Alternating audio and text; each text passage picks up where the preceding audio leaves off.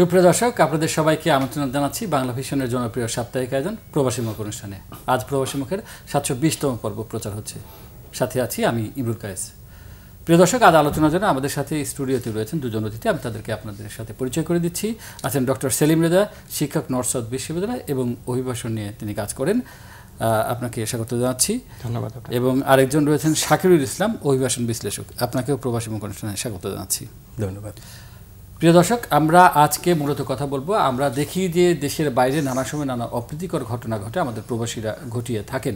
বিশেষ করে প্রধান উপদেষ্টা সহ রাজনৈতিক নেতাকর্মী এবারের যে জাতিসংঘের সাধারণ অধিবেশনে যোগ দিতে গেছেন, সেখানে আমরা অপ্রীতিকর ঘটনা দেখেছি। তো সেই বিষয়টি নিয়ে আমরা প্রধানত আলোচনা করার চেষ্টা করব। তার পাশাপাশি অন্যান্য প্রসঙ্গ আলোচনা চলে আসবে। আমি প্রথমেই ডক্টর সেলিম রেজা আপনার কাছে জানতে চাইব, আপনি জানেন যে সম্প্রতি জাতিসংঘের সাধারণ অধিবেশনে যোগ দিতে গেছেন আমাদের প্রধান উপদেষ্টা ডক্টর মোহাম্মদ ইউনূস, এবং তার সাথে বিএনপি মহাসচিব, এনসিপির সেক্রেটারি এবং জামায়াতের নায়েবে আমির, তারাও গেছেন। তো আমরা দেখলাম যে এয়ারপোর্টে যাওয়ার সাথে সাথে সেখানে যারা ফ্যাসিবাদের সমর্থক তারা আক্রমণ করেছেন এবং তাদেরকে হেনস্থা করার চেষ্টা করেছেন।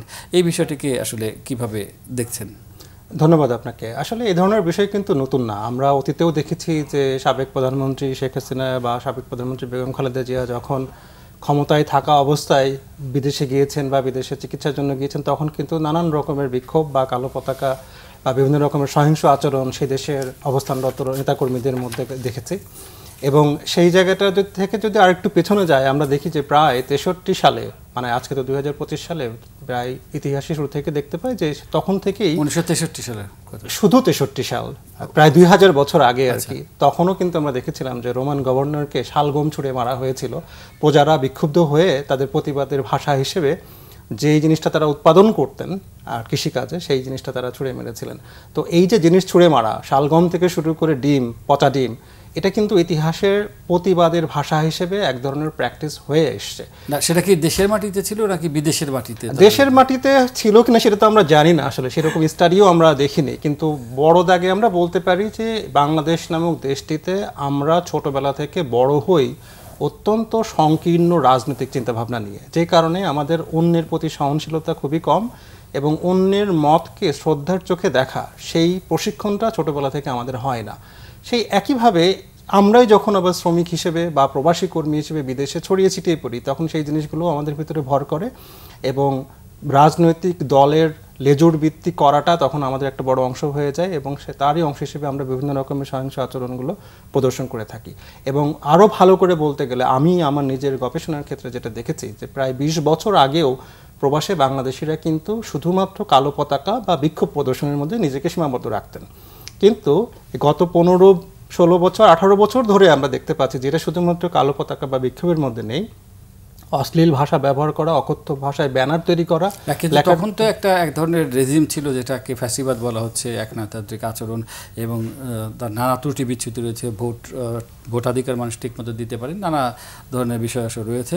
তো এখন তো সেই অবস্থা নেই। এখন তো আমরা গণতান্ত্রিক উত্তরণে যাচ্ছি এবং অন্তর্বর্তী সরকার প্রধান উপদেষ্টা গেছেন। বিশেষ করে স্পেসিফিক্যালি যদি আমরা এই ঘটনার কথা বলি, যুক্তরাষ্ট্রের এই ঘটনার, এইটাকে আসলে কীভাবে মূল্যায়ন করি? না, এখন ফ্যাসিজম তো শুধু একদিনের বিষয় না, এটি তো একটা দীর্ঘদিন ধরে একটি রাজনৈতিক চর্চার বিষয়বস্তু হয়ে দাঁড়িয়ে যায়।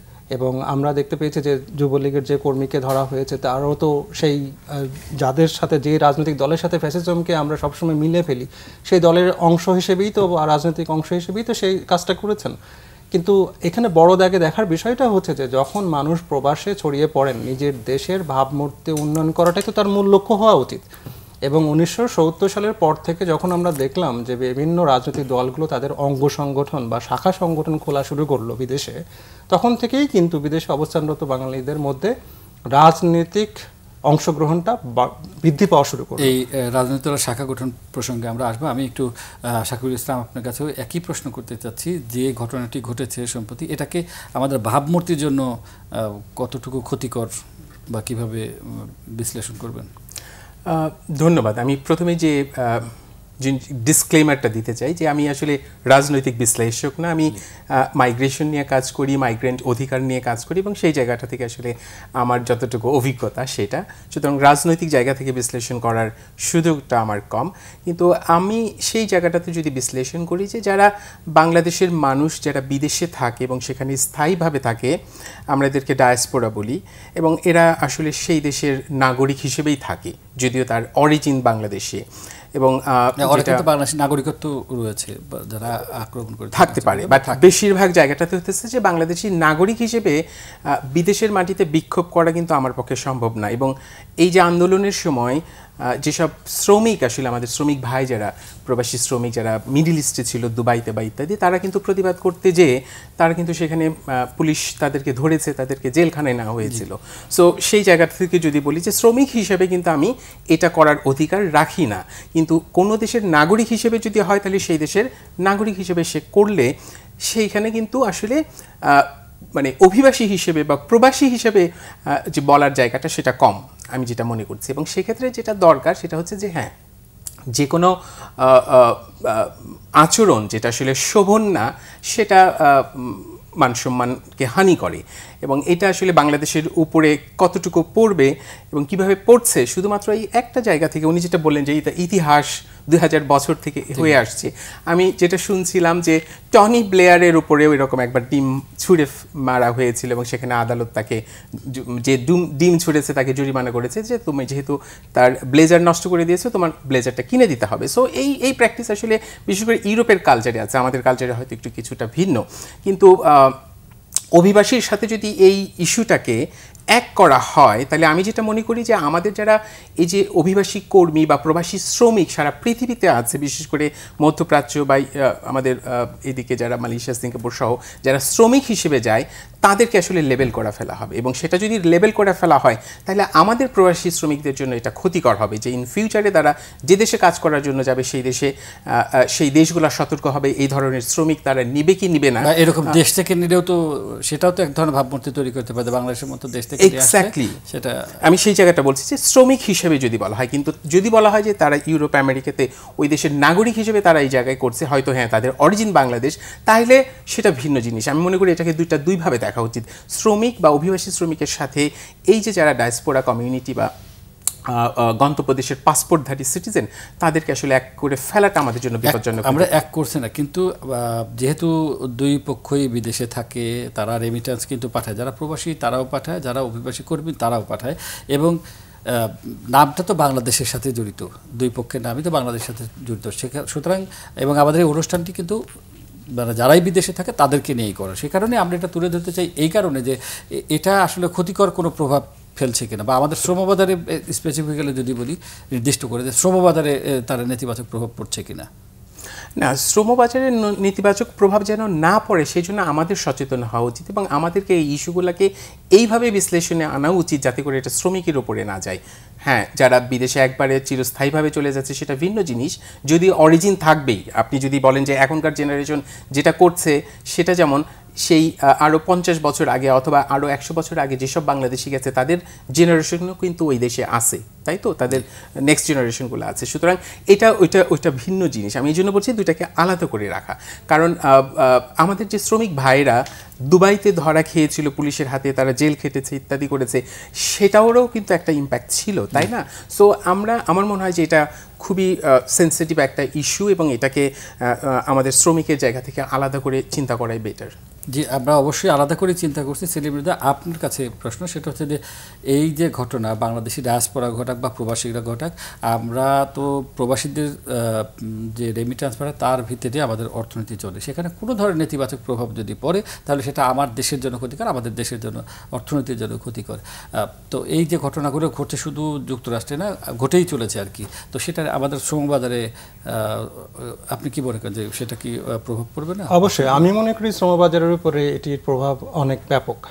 প্রথমত এই ধরনের ঘটনাগুলো যখন বেশি করে ঘটে থাকে তখন বিদেশে অবস্থানরত প্রবাসীদের মধ্যে এক ধরনের বিভেদ এবং সংঘাত তৈরি হয়, এবং সেই দেশে যখন প্রবাসী কমিউনিটিগুলো বিভিন্ন রকমের বিভেদ এবং সংঘাতের মধ্যে পড়ে যায় তখন সেই দেশের এই ধরনের এক ধরনের নেতিবাচক মনোভাব তৈরি হয় এবং ইমেজ ক্রাইসিস যেটাকে আমরা বলি বা ইমেজ সংকট যেটাকে বলি, ভাবমূর্তি সংকট যেটাকে বলি, সেটা তৈরি হয়ে যায়। আপনার হয়তো মনে থাকবে যে এই বছরে গত 11ই জানুয়ারি 2025 সাল, তখন কিন্তু পররাষ্ট্র উপদেষ্টা, মাননীয় পররাষ্ট্র উপদেষ্টা খুব দুঃখ ভারাক্রান্ত হৃদয়ে বলেছিলেন যে বিদেশে আমাদের প্রবাসী শ্রমিকদের রাজনৈতিক কর্মকাণ্ডের কারণে আমরা ইমেজ সংকটে ভুগছি এবং যে কারণে কিন্তু নতুন বাজার আমরা খুঁজে বের করতে পারছি না।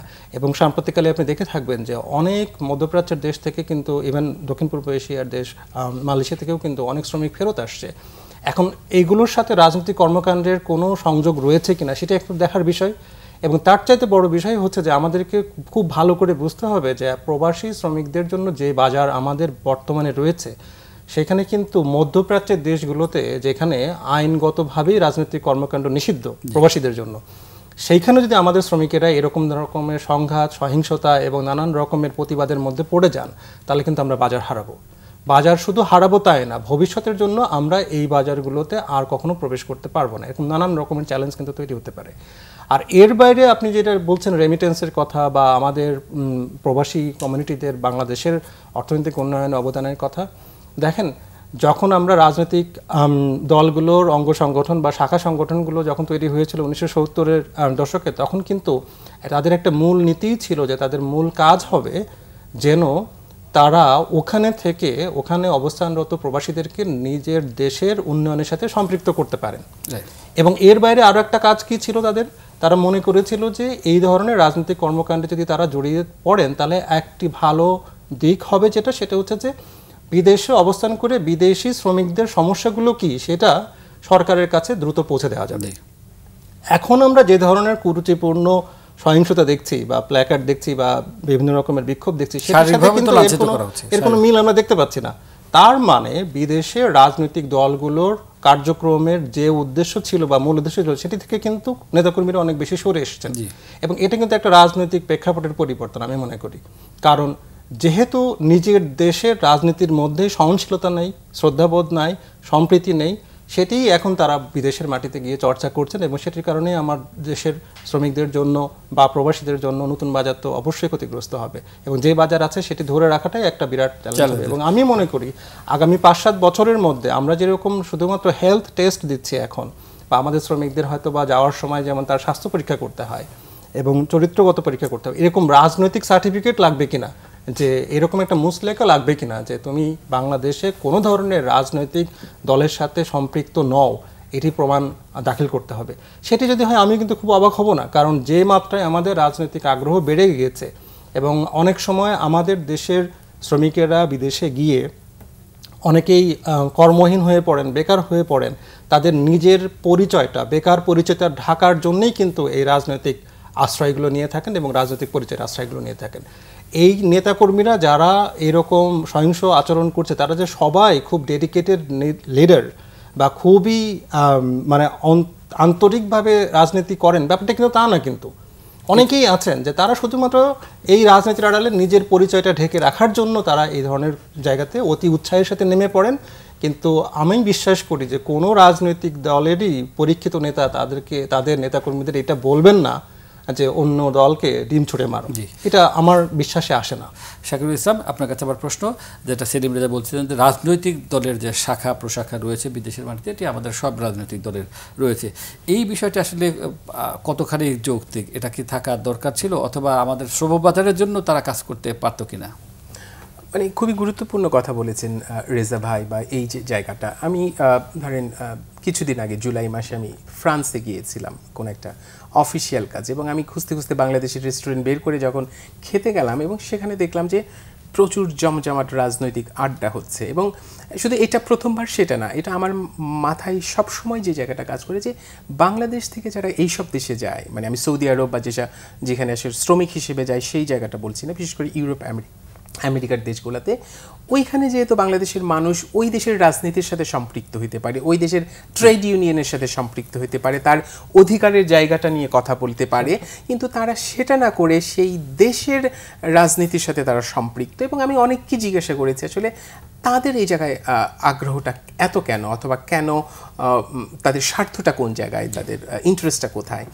এবং মানে যেটা বিভিন্নভাবে এসেছে, হ্যাঁ কোনো না কোনোভাবে তারা তার ফ্যামিলি দেশে থাকে অথবা তার বংশের অন্য কেউ দেশে থাকে, সুতরাং সেই জায়গায় তারা এটাকে পছন্দ করে অথবা করতে চায়, অথবা আমাদের দেশের যে রাজনৈতিক কালচারটা যেটা গড়ে উঠেছে সেই জায়গাটাতেই আছে। বাট আমি বারবার অনুরোধ করি বা আহ্বান জানাই যে তারা যেন আসলে ওই দেশের যে স্থানীয় পলিটিক্স আছে তার সাথে সম্পৃক্ত হতে পারে। যেমন এখন আমরা বলতে পারি ব্রিটিশ পার্লামেন্ট অন্তত আমাদের কিছু এমপি আছে, এটা আমাদের জন্য গর্বের বিষয়। কেন এটা ফ্রান্সে থাকবে না বা কেন অন্য কোনো দেশের পার্লামেন্টে থাকবে না? সুতরাং সেই জায়গাটা নিয়ে আসলে যদি করা যায় তাহলে একদিকে যেটা হয় যে শ্রমিক হিসেবে হোক বা অভিবাসী হিসেবে হোক, আজকে পুরা পশ্চিমা বিশ্বে অভিবাসন বিরোধী একটা রাজনৈতিক শক্তি কিন্তু মাথাচাড়া দিচ্ছে, যে তারা ক্ষমতায় আসছে এবং তারা অভিবাসন বিরোধী আইন করছে, তারা অভিবাসী নেওয়ার বিরুদ্ধে কাজ করছে, তারা নৌকাগুলোকে ফেরত পাঠাচ্ছে, তারা তৃতীয় কোনো দেশে এই অভিবাসী প্রত্যাশীদেরকে পাঠানো হচ্ছে বা ওইখানে ডাম্পিং করা হচ্ছে। সো এরকম অনেক কিছুই করছে, কিন্তু এগুলো নিয়ে প্রতিবাদ কে করবে? এগুলো নিয়ে ওই দেশের নাগরিক প্রতিবাদ করবে না যারা অভিবাসন করে গেছে, যাদের বংশ পরম্পরায় এই অভিবাসীর যে ঐতিহ্যটা আছে, তারা আসলে এই জায়গাটাতে করবে। আপনি দেখেন রিসেন্টলি আমেরিকাতে একজন আরব বংশোদ্ভূত সে মেয়র ইলেকশন করছে, সে প্রেসিডেন্ট ট্রাম্পের প্রচণ্ড সমালোচনাকারী একজন, কিন্তু সে কিন্তু তার জায়গা তৈরি করে নিচ্ছে, তার ভয়েসটাকে নিয়ে আসছে এবং সে ওই জায়গায় প্রতিষ্ঠিত হচ্ছে। তো আমাদের দেশের যারা আছে তারা কেন খামাখা এই দেশের এই রাজনীতি নিয়ে সেখানে এরকম মারামারি করবে, ঝগড়া করবে এবং সেটা আলটিমেটলি আমাদের ইমেজের উপর একটা নেতিবাচক প্রভাব পড়বে, সেটা আমরা কখনোই প্রত্যাশা করি না। আমি মনে করি যে এটা আসলে না করাটা ভালো, শ্রেয়।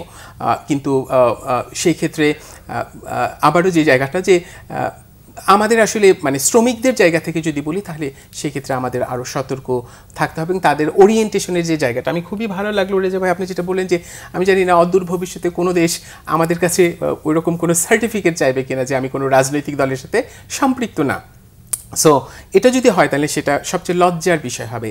এখনও যে জায়গাটা আছে ইউরোপ আমেরিকাতে যদি আপনি যান, দেখবেন যে বাংলাদেশি যারা আছে অ্যাসাইলাম সিক করে, তারা এই অ্যাসাইলাম সিক করার জন্য যত যে কেসগুলো করে, যে গল্পগুলো করে, সেটা মানে বাঙালি হিসেবে আমি যখন শুনি আমি বুঝি যে এটা আসলে কতটা সত্য, কতটা মিথ্যা বা কী হতে পারে। কিন্তু এটা যে আমি বুঝি সেটা না। কিছুদিন আগে ইটালিয়ান এক জার্নালিস্ট এসেছিল আমার অফিসেও গেছে এবং সে বলতেছিল যে এই জিনিসগুলো যে বলা হয় এটা কতটা সত্য। আমি কিন্তু খুব টেকনিক্যালি তাকে বলেছি যে হ্যাঁ, এটা আমি মিথ্যা বলাও যাবে না, হ্যাঁ এটা সত্য বা মিথ্যা সেটা না, কিন্তু এরকম ঘটনাগুলো ঘটছে যাতে করে আমার দেশের ইমেজটা সেখানে নষ্ট না হয়, সেই জায়গাটা থাকে। সো আমার মনে হয় যে যারা বাংলাদেশি বিদেশে যায়, চেষ্টা করে সেই দেশে স্থায়ীভাবে বসবাস করার জন্য, সেটা ফাইন, কিন্তু এরকম না যে নিজের দেশের ইজ্জতকে বিক্রি করে এটা করতে হবে, এই মাইন্ডসেট থেকে বের হতে হবে, যে বরং যোগ্যতা, দক্ষতা সেগুলো দিয়ে আসলে প্রতিষ্ঠিত হওয়া উচিত, আমি যেটা মনে করি। ডক্টর সেলিম রেজা, এই যে অ্যাসাইলামের বিষয়টি আসলো, অনেকে অভিবাসন প্রত্যাশী থাকে এবং তারা চিন্তা করে যে যুক্তরাষ্ট্র বা যুক্তরাজ্য বা ইউরোপের কোনো দেশে, এরকম দেশে যদি অ্যাসাইলাম পাইতে হয় তাহলে এরকম কিছু বিষয় লাগে যেগুলো যে সরকার বিরোধী বা সরকার মানে তার লাইফের জন্য থ্রেট, এইরকম কিছু বিষয় প্রমাণ করতে হয়। তো আমরা এই যে আক্রমণের ঘটনাগুলি দেখি, এখানেও অনেকে কিন্তু বলার চেষ্টা করেন যে সে আসলে তার অ্যাসাইলামকে পাকাপোক্ত করার জন্য অথবা পরিবারের অন্যদেরকে মানে যদি প্রতিশোধমূলক কোনো কিছু ব্যবস্থা সরকার গ্রহণ করে তাদেরকে যাতে সহজে নিয়ে যেতে পারে, এরকম বিষয় আসলে জড়িত থাকে। এই বিষয়টা নিয়ে আপনার মন্তব্য? জি, এটি একেবারে মিথ্যা নয়, কিন্তু এটি প্রায় ঘটে এবং আমরা দেখতে পাই যে অনেক অসৎ উদ্দেশ্যে অনেকেই এরকম অসৎ উদ্দেশ্য নিয়েই কিন্তু এই ধরনের কাজগুলো করে থাকেন এবং তারা বিদেশে বসে দেশীয় রাজনীতির লেজুরবৃত্তি করেন। কিন্তু তাতে সবচেয়ে বড় ক্ষতি যেটা হয় সেটা হচ্ছে যে যখন বিদেশে অবস্থানরত দলগুলো একে অন্যের বিরুদ্ধে বিবৃতি দেয় বা পাল্টা কোনো কথা বলেন বা ধাওয়া পাল্টা দেওয়া মতো জিনিসগুলো ঘটে, পাল্টা সমাবেশ যখন হয়, মুখোমুখি পর্যায়ে যায়, তাতে কি হয়, তাতে ওই দেশগুলোর মধ্যে একটা ধারণা জন্মে যে বাংলাদেশ মনে হয় রাজনৈতিকভাবে ভীষণ অস্থিতিশীল এবং এই বার্তাটা তখন উচ্চ পর্যায় পর্যন্ত যায় এবং তখন বিনিয়োগের ক্ষেত্রে তারা ভীষণ দ্বিধায় পড়ে যান এবং আমরা বিনিয়োগের ক্ষেত্রেও পড়ে যায় এবং অনেক ক্ষেত্রে দেখবেন যে আমরা কিন্তু জানি যে অন্তর্বর্তী সরকারের কিন্তু একটা বড় চ্যালেঞ্জই হচ্ছে নতুন বিনিয়োগ আনা এবং আজ পর্যন্ত কিন্তু আমরা বিনিয়োগের ক্ষেত্রে খুব ভালো সুখবর পাইনি। সেই রকম একটা চ্যালেঞ্জের সময়ের মধ্যে দিয়ে যাওয়ার সময় যদি আবার আমরা বিদেশে শ্রমিকদের মধ্যে এরকম ধরনের মারামারি, হানাহানি বা সহিংস আচরণ দেখি, সেটা তো অবশ্যই ক্ষতিকর। কিন্তু তাতে যেই মানুষগুলো অ্যাসাইলাম সিক করেন তাদের কেস যে খুব স্ট্রং হবে এটা কিন্তু বলা যায় না, কারণ এখন তথ্য প্রযুক্তির যুগ, এখন যে কোনো তথ্যই খুব সহজে যাচাই বাছাই করা যায়। এবং এগুলো আমরা শুনেছি হয়তো বা 1960 সালের দিকে, 70 সালের দিকে এবং 80-90 সালের দিকেও আমরা এরকম অনেক ঘটনার নজির আছে যে তারা বিদেশে গিয়ে বলেছেন যে আমি রাজনৈতিক প্রতিহিংসার শিকার। কিন্তু এখন রাজনৈতিক প্রতিহিংসার শব্দটাকেই তারা নতুনভাবে তারা সংজ্ঞায়িত করেছেন এবং এই তথ্যগুলো তারা বিভিন্নভাবে চেক করতে পারেন। আগে অনেকেই ভুয়া তথ্য বা মিথ্যা ছবি দিয়ে নিজে টাকা খরচ করে পত্রিকায় খবর বানিয়ে সেই পত্রিকার কাটিং তারা ওখানে দিয়ে অনেকেই নাগরিকত্বের জন্য আবেদন করেছেন, অ্যাসাইলামের জন্য আবেদন করেছেন। কিন্তু এখন সেই জিনিসগুলো অনেক কঠিন হয়ে পড়েছে, কিন্তু ঘটে না তাও না, কিন্তু সেইগুলো করার চাইতে আমি মনে করি যে ওখানে অবস্থানরত প্রবাসীদের একটি বড় লক্ষ্য হওয়া উচিত ওইখানে অবস্থানরত প্রবাসীদের কি কি সমস্যা রয়েছে সেটি সরকারের কাছে বেশি বেশি করে তুলে ধরা। কারণ সরকার যদি সেটা জানতে পারে তাহলেই না কূটনৈতিক প্রচেষ্টার মাধ্যমে সেই সমস্যাগুলো সমাধান করা যাবে এবং আমাদের শ্রমিকেরা সেখানে ভালো অধিকার পাবেন, ভালো কাজের সুযোগ পাবেন এবং ভালো মজুরি পাবেন। সেটা যদি করা যায় আমার মনে হয় সেটা সবচেয়ে ভালো জিনিস হবে। জি, আমি একটা যোগ করতে চাচ্ছি যে আফ্রিকার অনেক দেশ যারা ইউরোপে আছে এবং আমি পার্টিকুলারলি কয়েকটা দেশের বিষয়ে জানি যে তারা ইউরোপের কোনো দেশে আছে কিন্তু এরা একত্রিত হয়ে ওই দেশে তার যে অরিজিন কান্ট্রি আফ্রিকার কোনো দেশে সেই দেশের উন্নয়নে, সেই দেশের শিশুদের শিক্ষাটাকে কিভাবে উন্নত করা যায় অথবা কারিগরি শিক্ষাটাকে কিভাবে বাড়ানো যায় অথবা তাদের যে সামাজিক পরিবর্তনের যে জায়গাটা সেখানে কিভাবে কন্ট্রিবিউট করা যায় এই জন্য তারা কাজ করছে। তাদের সুন্দর ডকুমেন্ট তৈরি করেছে, তারা নিজেরা ফান্ড কালেক্ট করছে এবং সেই ফান্ডটাকে তারা দেশে পাঠাচ্ছে এবং সেটার মাধ্যমে এই উন্নয়নমূলক কার্যক্রমগুলো হচ্ছে। এবং আমি আসলে এই জায়গায় যে বাংলাদেশি যে ডায়াসপোরা কমিউনিটি আমাদের মধ্যে অনেকেই আছে, অনেক টাকার মালিক, বিদেশে অনেক ভালো ভালো অবস্থানে আছেন, কিন্তু তারা কি আসলে কখনো চিন্তা করেন যে তাদের কোনো কন্ট্রিবিউশন এই দেশের উন্নয়নে কাজে লাগতে পারে?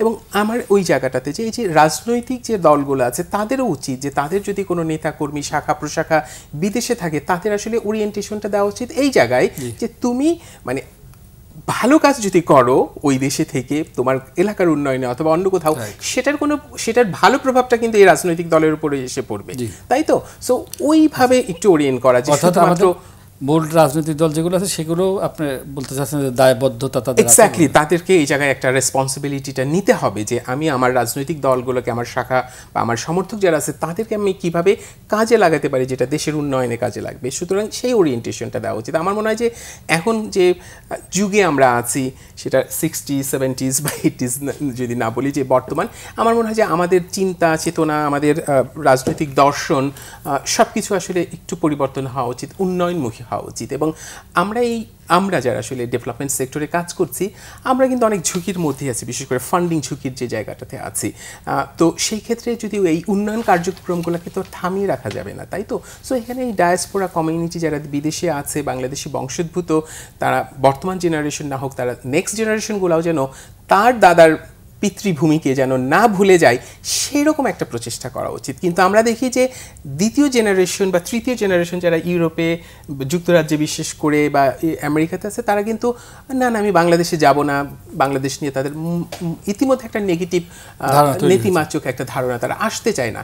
বাট আমাদের যে জায়গায় কাজ করা উচিত এই জেনারেশনকে অন্তত এইভাবে তৈরি করা সো দ্যাট দে ফিল যে তার পিতৃপুরুষের ভূমি এইটা এবং এটা কোনোভাবে সে বুঝতে পারে না, কোনোভাবে তার হৃদয় থেকে এটা যাওয়া উচিত না, এবং সেই জায়গাটাতে আসলে আমাদের কাজ করা উচিত। তার মানে ডক্টর সেলিম রেজা, যেটা শাকিল ভাই বলতে চাচ্ছে যে শুধুমাত্র বিদেশি, আপনারা দুজনে যেটা বলছেন, শুধুমাত্র বিদেশে আমাদের শ্রমবাজার ভাবমূর্তি ক্ষতিগ্রস্ত করতে না, বরং যারা রয়েছেন তাদের পরবর্তী প্রজন্মেরকেও বাংলাদেশ থেকে বিমুখ করার ক্ষেত্রে এই ধরনের সহিংসতা, এই ধরনের আচরণ সেটা প্রভাব ফেলছে। জি অবশ্যই, এবং এটিকে যদি খুব ভালোভাবে আমরা সংজ্ঞায়িত করতে চাই সেটা হচ্ছে সাংস্কৃতিক প্রভাব, রাজনৈতিক কর্মকাণ্ডের সাংস্কৃতিক প্রভাব। এই যে শাকিরুল ভাই খুব সুন্দরভাবে বললেন যে দ্বিতীয় প্রজন্ম বা তৃতীয় প্রজন্ম, সেই দ্বিতীয় প্রজন্ম বা তৃতীয় প্রজন্ম কোন প্রজন্মের কাছ থেকে শিখবে? সেই প্রথম প্রজন্মই যদি আমরা রাজনৈতিকভাবে সহনশীল হয়ে না উঠি, শ্রদ্ধাবোধ না দেখায়, বা আমাদের মুখের ভাষা, রাজনৈতিক চর্চাগুলো যদি আমাদের শোভনীয় না হয়, তাহলে কি দ্বিতীয় প্রজন্ম বা তৃতীয় প্রজন্ম সেই শোভনীয় জিনিসগুলো শিখবে? বা তাদের পিতৃ বা পূর্বপুরুষের ভিটা বা দেশের প্রতি কি তাদের কোনো মায়া বা টান তৈরি হবে? এবং আপনি খেয়াল করে দেখবেন যে আমি দীর্ঘদিন অস্ট্রেলিয়াতে কাজ করেছি, ছিলাম, মালয়েশিয়াতে দেখেছি এবং আরও উন্নত দেশগুলোতে কিন্তু এই একই জিনিসগুলো ঘটছে, যে সেখানে ইভেন ঈদের পুনর্মিলনী সেই অনুষ্ঠানটা নিয়ে দেখবেন দলে দলে বিভক্তি হয়ে যাচ্ছে এবং সেটা নিয়ে সংঘাত তৈরি হচ্ছে এবং একজন আরেকজনের বিষয়ে কুচ্ছা রটানো, একজন আরেকজনকে নিয়ে তাকে রাজনৈতিকভাবে চরিত্রায়ন করা, এই ধরনের জিনিসগুলো যখন, নেতিবাচক জিনিসগুলো যখন আমাদের ভিতরে জাতিগতভাবে ঢুকে পড়ে, বিশেষ করে বিদেশে যাওয়ার পরেও, তখন কিন্তু স্বাভাবিকভাবেই এই দ্বিতীয় বা তৃতীয় প্রজন্মের মধ্যে এক ধরনের ঘৃণা জন্মায় বা অসম্মান জন্মায়, যে কারণে তারা আর নিজের দেশে আসতে চায় না বা দাদার ভিটা বা বাবার ভিটাকে তারা দেখতে চায় না বা খুঁজতে চায় না। এবং তারা অর্থনৈতিক প্রভাবটাও কিন্তু ওইভাবে, অর্থাৎ দ্বিতীয় তৃতীয় প্রজন্ম এক্স্যাক্টলি তার পূর্বপুরুষের রেমিটেন্স পাঠানোর ক্ষেত্রেও কিন্তু এক ধরনের তাই তো হচ্ছে এবং দেশের প্রতি তাদের দায়িত্ব আছে বলে তারা নিজেরাও তখন সেটাকে আর বোধ করেন না। এখন এই দায়টা তো তাদের নয়, আসলে যারা বড়রা রয়েছেন তারা যদি সুষ্ঠু চর্চাগুলো না করেন, শোভন চর্চাগুলো না করেন, অন্তর্ভুক্তিমূলক চিন্তাভাবনাগুলোতে যদি বিশ্বাস না করেন, গণতান্ত্রিক চর্চায় যদি তারা নিজেরা নিজেদেরকে সঁপে দিতে না পারেন, তাহলে তো সেই প্রজন্মগুলো ক্ষতিগ্রস্ত হবেই। এবং এইটা কিন্তু এখন একটা দেখার বিষয় যে আমরা সবসময় যে কোনো জিনিসকে খুব সাদা চোখে দেখে হয়তো বলি যে এই কাজটা এইভাবে হচ্ছে, কিন্তু এটার সুদূর প্রসারী প্রভাব যে আরও কয়েক প্রজন্মের উপরে পড়তে পারে সেটা কিন্তু আমরা ভাবতে পারি না। ডক্টর সেলিম রেজা, আমি জানি যে আপনি আন্তর্জাতিক সম্পর্ক বিভাগে পড়াশোনা করেছেন এবং আন্তর্জাতিক সম্পর্ক নিয়েও কাজ করেন। আপনার কাছে আমি জানতে চাইবো যে এই যে ঘটনাগুলো যারা ঘটাচ্ছে, বিদেশের মাটিতে বসে দেশের ভাবমূর্তি ক্ষুণ্ণ করছে, শ্রমবাজার প্রভাব ফেলছে, আমাদের দ্বিতীয় তৃতীয় প্রজন্মের কে বিমুখ করে তুলছে বাংলাদেশ, এদের বিরুদ্ধে আমরা কোনো ব্যবস্থা নিতে পারি কিনা, অথবা আমাদের দূতাবাস কোনো ব্যবস্থা নিতে পারে কিনা, অথবা ডায়াসপোরার অন্যরা যারা আছেন, যারা সুবোধ মনা, তারা সেই দেশের আইন অনুসারে কোনো ব্যবস্থা নেওয়ার সুযোগ আছে কিনা? এখন ব্যবস্থা তো অনেক রকমের নেওয়া যায়, সেটা শাস্তিমূলকও হতে পারে, আবার সেটা সতর্কতামূলকও হতে পারে। আপনি দেখেন যে এই আমাদের এই এশিয়া অঞ্চল থেকে সবচাইতে সফল যে দেশটি বিদেশে শ্রমিক প্রেরণ করে সেটা হচ্ছে কি, ফিলিপাইন। এবং ফিলিপাইনে কিন্তু একটা কথাই প্রচলিত আছে যে the best worker is the apolitical worker or non political worker. সেই ভালো শ্রমিক যে অরাজনৈতিক শ্রমিক। রাজনীতিতে বিশ্বাস করা সবার একটা অধিকার, কিন্তু রাজনীতিতে সক্রিয় অংশগ্রহণ করা সেইটা প্রবাসে গিয়ে শ্রমিক হলে সেটা আর করা যায় না, কারণ বেশিরভাগ দেশেই তো রাজনৈতিক কর্মকাণ্ডগুলো আইনগতভাবে নিষিদ্ধ রয়েছে। সেটা যেমন সত্যি, ঠিক একইভাবে আমরা যখন প্রবাসে গিয়ে রাজনৈতিক কর্মকাণ্ডগুলোতে বেশি বেশি করে অংশগ্রহণ করি এবং সেটা যদি তারা সহিংসতামূলক হয় এবং যদি এরকম হানাহানি পর্যায়ে যায় বা ডিম ছুঁড়ে মারা, এটা তো এক ধরনের বদচিত্রিত হয়তো বা একটা কাজ হয়েছে, কিন্তু এর চাইতেও যে জঘন্য কাজগুলো হচ্ছে না তা কিন্তু না। আমরা কিলিং পর্যন্ত দেখতে পাচ্ছি, খুনোখুনি হচ্ছে, অপহরণ হচ্ছে এবং একজন আরেকজনের বিরুদ্ধে বিভিন্ন রকমের সহিংস আচরণের অংশ হিসেবে তাকে চাকরিতে যেতে বাধা দেওয়া এবং তার কর্মকাণ্ডগুলো যেন নষ্ট হয় সেগুলোও আমরা দেখতে পাচ্ছি। তো এতে যেটা হয় যে সামগ্রিকভাবেই দেশের ভাবমূর্তি তো ক্ষুণ্ণ হয়ই, এবং পরবর্তী প্রজন্মের যেই কর্মীরা রয়েছেন, যে এর পরে যারা যাবেন, যারা তো গিয়েছেন তারা তো গিয়েছেনই, এর পরে যারা যাবেন তারাও কিন্তু ক্ষতিগ্রস্ত হন। এবং সেই জায়গা থেকে আমি মনে করি সরকারের একটা বড় কাজ হওয়া উচিত প্রশিক্ষণ কর্মসূচির মধ্যে এই বিষয়গুলোকে বেশি বেশি করে নিয়ে আসা। প্রশিক্ষণ মানে কিন্তু এই না যে হাতে কলমে কয়েকটা কাজ শিখিয়ে দিলাম আর একটু ভাষা শিখিয়ে দিলাম, তারপরে বিদেশে যাওয়ার জন্য প্লেনে তুলে দিলাম। এটি কিন্তু প্রশিক্ষণ হতে পারে, একটি অংশ হতে পারে, কিন্তু সেই প্রশিক্ষণের মধ্যে কিন্তু রাজনৈতিক সচেতনতা বা পলিটিক্যাল অ্যাওয়ারনেস সেটা কি দেওয়া যায় কিনা, যে এই কাজগুলো তোমার জন্য করা যাবে না, বা এই কাজগুলো তুমি দেশে থাকতে হয়তো করতে পারো, কিন্তু বিদেশের মাটিতে যেই মুহূর্তে যাবে সেই মুহূর্ত থেকে কিন্তু এটা তোমার অধিকার নয়। এই জিনিসগুলো যত বেশি আমরা এখানে সন্নিবেশন করতে পারবো তত বেশি আমাদের শ্রমিকেরা ভালো শ্রমিক হবে এবং তত বেশি আমাদের শ্রমিকেরা নন পলিটিক্যাল শ্রমিক হবে। তখনই কিন্তু আমরা সেই মাইগ্রেশনের সুফলটা পাবো বলে আমি মনে করি। শাকিরুল ইসলাম, আমাদের তো দূতাবাস রয়েছে প্রতিটি দেশেই, তা আমরা যদি ধরেন যুক্তরাষ্ট্রের ঘটনাটি যদি নির্দিষ্টভাবে বলি, আমাদের দূতাবাস কি পারত না ওই দেশের আইন শৃঙ্খলা রক্ষাকারী বাহিনীকে ইনফর্ম করা বা আগে থেকেই তথ্য জোগাড় করা যে এরকম ঘটনা ঘটতে পারে, তাতে এড়ানো যায়, অর্থাৎ এরকম কোনো ঘটনা যাতে না ঘটে এবং তার তো প্রভাব পড়ার তো আরও পরের প্রশ্ন, সেটা করা যেত কিনা আমি জানি না তারা করেছে কিনা বা করে নাই এবং করার পরে কি হয়েছে, কিন্তু করলে তো আমরা এই ঘটনাটা দেখতাম না যে এত কাছে সেটা বলাটাও কঠিন। আমি যেটা মনে করি যে নিউ ইয়র্ক এবং বিশেষ করে এই যখন অধিবেশন চলে, সাধারণ অধিবেশন, এইখানে সারা পৃথিবীর মানুষ এখানে ডেমনস্ট্রেশন করে। আমরা অধিকার নিয়ে, শ্রমিকের অধিকার নিয়ে, আমি গত বছরও গিয়েছিলাম সেখানে এবং আমি দেখেছি এটা সারা পৃথিবীর মানুষ কিভাবে ডেমনস্ট্রেশন করে এবং সবাই করে এটা। হ্যাঁ, এবং এটা যে একেবারে মানে আইন বহির্ভূত সেটা না, ডেমনস্ট্রেশন করার সুযোগটা আছে। এবং আমেরিকা বা ইউরোপ যেটাই বলুক, তারা তো গণতান্ত্রিক একটা চর্চা করে এবং সেই জায়গাটা থেকে তাদের আইন কানুন আছে। আমাদের জায়গা থেকে হচ্ছে যে মানে আমাদের দূতাবাস অথবা যে প্রতিষ্ঠান আছে তারা করলে এটা ঠেকাতে পারত বা ওদের আইনে যদি এটার থাকে, ওদের যদি অনুমতি থাকে, ডেমনস্ট্রেট করতে পারে, কিন্তু শারীরিকভাবে লাঞ্ছিত করা বা এই ধরনের ঘটনা অপ্রীতিকর ঘটনা ঘটে, সেই জায়গাটা বললাম যে ওই দেশে ডিম ছোড়াটা খুব বড় একটা অপরাধ না, টমেটো ছোড়াটা খুব বড় একটা অপরাধ না ওই ইউরোপ আমেরিকার কালচারে। যেটা বলছিলাম, টনি ব্লেয়ারকেও ছোড়া হয়েছিল এবং সেই জন্য আদালত যে ছুড়েছে তাকে বলছে তোমার ব্লেজারের দাম দিতে হবে। সো এই ধরনের তাদের এই জায়গাটা, কালচারটা অথবা আইনের যে জায়গাটা, কারণ তারা ডেমোক্রেসির জায়গা থেকে এই মতামত প্রকাশকে তারা এই জায়গায় অতটুকু বাধা সৃষ্টি করে না। বাট আমি যে জায়গাটা এখানে একটু বলতে চাচ্ছি সেটা হচ্ছে যে শুধুমাত্র কন্ট্রোল করা, যে ঠিক আছে দূতাবাস চাইলে থামাতে পারতো, কন্ট্রোল করতে পারতো, এইটার বিপরীতে যে জায়গাটা হওয়া উচিত, রাজনৈতিক যে মানুষ মাইন্ডসেট আছে সেই জায়গাটাকে একটু চেঞ্জ করতে হবে, যেটা আমার পক্ষে গেলে সেটা খুব ভালো, বাহাবা দিব, কিন্তু আমার বিপক্ষে গেলে সুতরাং তাকে থামাতে হবে, বন্ধ করতে হবে। এই যে সংস্কৃতিটা আমাদের, এটা আমাদের সবচেয়ে বেশি ক্ষতি করে এবং আমাদের রাজনীতিক এই চেতনাটা বা আমাদের রাজনৈতিক এই ধারাটা যেটা বছরের পর বছর চলে আসছে, সেটা আমাদের জন্য ক্ষতিকর। আমি যেটা মনে করি, মানুষ হিসেবে, সাধারণ মানুষ হিসেবে সবসময় আমার কণ্ঠ রোধ না করে বরং প্রসেস বা সিস্টেমের যে জায়গাটা আছে সেটাকে আসলে কিভাবে ইমপ্রুভ করা যায়, যেটা ভালো না, যেটা খারাপ সেটা সবার জন্যই খারাপ। সুতরাং এটা একটা বড় শিক্ষা আমাদের, এই আমি মনে করি, যাতে ভবিষ্যতে আমাদের যারা আছে বিদেশে তারা কখনো এই ধরনের কোনো কিছু না করে, সেটার জন্য যেভাবে উদ্যোগ নেওয়া উচিত, যে আলোচনা করা উচিত, সেই জায়গাটা আমাদের কাজ করতে হবে। ধন্যবাদ শাকিরুল ইসলাম এবং ডক্টর সেলিম রেজা অত্যন্ত চমৎকার আলোচনার জন্য। প্রিয় দর্শক, আমাদের দুজন অতিথি আজকে অত্যন্ত চমৎকারভাবে বলেছেন যারা প্রবাসী রয়েছেন তাদের এমন কোনো কাজ করা, এমন কোনো আচরণ করা ঠিক নয় যা বাংলাদেশের শ্রমবাজারে নেতিবাচক প্রভাব পড়তে পারে। আমরা আমাদের এই অনুষ্ঠান থেকে সেই প্রত্যাশাটুকু ব্যক্ত করে আমাদের অনুষ্ঠান আজ এখানেই শেষ করছি। সবাই ভালো থাকুন, সুস্থ থাকুন, আল্লাহ হাফিজ।